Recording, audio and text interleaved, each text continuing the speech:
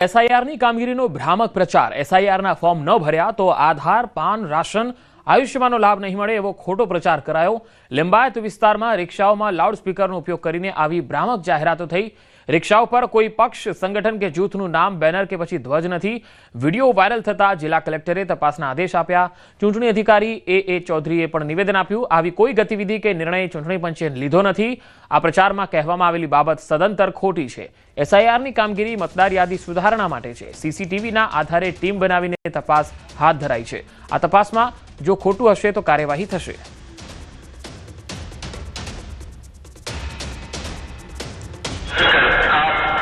अधिकारी तक नहीं जमा कराते हैं तो आपका आधार कार्ड, वोटिंग कार्ड व आयुष्मान कार्ड जैसे पहचान पत्र रद्द कर दिए जाएंगे।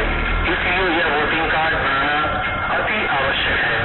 अगर आप वोटिंग कार्ड नहीं जमाते हैं तो आपका सभी सरकारी योजनाओं से नाम हट जाएगा।